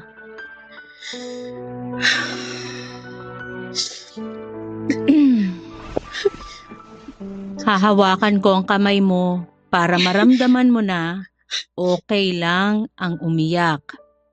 Hindi kita huhusgahan. Mama mo ko kaya pwede mong sabihin sa akin lahat ng nararamdaman mo. Alam ko naman po yun, Ma. Kasi nang sabihin ko sa inyo na kasal na sa ibang babae ang bagong boyfriend ko, hindi naman po kayo nagalit sa akin. Dahil sinigurado mo na hiwalay na sila ng asawa niya bago ka pumasok sa relasyon nyo. Pero ang naging tanong ko sa'yo noon, bakit ka pumasok sa bagong relasyon kahit alam mo sa sarili mo na hindi ka pa handa? Kasi yun pong nakita kong paraan para maka-move on na kaagad ako kay Dylan. Naisip ko na kung may bagong lalaki na sa buhay ko, makakalimutan ko na kaagad siya. Nagawa ko naman po yun, Ma. Nagawa ko kalimutan kaagad si Dylan. Oo, tama ka. Pero anong nangyari? Nasaktan ka rin sa lalaking pinalit mo kagad sa kanya, 'di ba? Nasaktan ka kasi pumasok ka sa relasyon kahit hindi ka pa naman talaga handang magmahal uli. Masyado mong minadali ang lahat. Pero alam ko naman na matatag ka, anak. Lahat ng sakit na nararamdaman mo ngayon, malalampasan mo rin to. Makakalimot ka at magagawa mong magmahal uli. Papa Dudut, sa kabila ng maling relasyon na pinasok ko, umasa talaga ako noon na magiging tama rin ang lahat sa aming dalawa. Pinanghawakan ko kasi ang pangako sa akin ni Gio. Pinanghawakan ko na sabay naming tutuparin ang mga plano na binuo naming dalawa. Malalim na kasi ang pagmamahal na nararamdaman ko noon para kay Gio. Yung pagmamahal na handa ko nang awayin ang ibang tao para lamang sa kanya. Yung pagmamahal na ipaglalaban ko hanggang sa huli. Ayun nga lang, ako pala ang hindi kayang ipaglaban ng taong mahal ko. Papa Dudut, aaminin ko na tama si Mommy sa mga sinabi niya. Ginamit ko si Gio para mabilis ako makapag-move on mula sa nagtapos na relasyon namin ni Dylan. Malaki kasi ang pagkakaiba ng ugali nilang dalawa. Nakita ko kay Gio ang mga bagay na hinihiling ko noon na sana ay nasa ugali na lamang ni Dylan. Naramdaman ko na mas napapahalagahan ako ni Gio kumpara noong magkarelasyon pa lamang kami ni Dylan. Pero limitado lang pala ang relasyon na pwedeng magkaroon sa pagitan naming dalawa. Ramdam ko naman na minahal din ako ni Gio, mas matimbang lang talaga siguro ang pagmamahal na meron siya para sa asawa at anak niya. Malaking pagkakamali rin talaga, Papa Dudut, na humanap kaagad ako ng taong pwedeng pumalit kay Dylan sa puso ko. Oo, hindi ko hinanap si Gio at hindi namin pinilit na mahalin ang isa't isa. Nagsimula kasi sa mabuting pagkakaibigan na nauwi sa malalim na pagkakaibigan. Isang maikling kwento na may maagang katapusan. Naisip ko sa huli na okay na rin yon. Marami naman kaming natutunan mula sa isa't isa. May mga bagay at nararamdaman na hindi natin dapat pinaglalabanan, mga kapuso. May mga pag-ibig na hindi talaga nakatadhana sa pangmatagalan. At may mga tao na daraan lang talaga sa buhay natin para mag-iwan ng mga aral. Papa Dudut, ngayon ay single pa rin po ako, pero masasabi ko na masaya naman ako. Masaya ako na naghihintay para sa tamang tao na darating sa buhay ko. Hanggang ito na lamang po ang sulat ko, ang inyong forever kapuso at kabarangay, Charlene. Ang buhay ay maiwaga, laging may lungkot at saya. Sa Papa Dudut Stories, laging may karamay ka. Mga problemang kaibigan, dito ay pakikinggan ka. Sa Papa Dudut Stories, kami ay iyong kasama. Dito sa Papa Dudut Stories, ikaw ay hindi nag-iisa.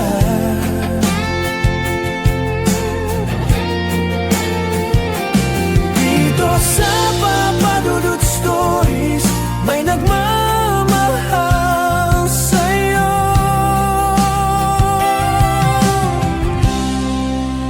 Papa Dudut Stories, Papa Dudut Stories, Papa Dudut Stories.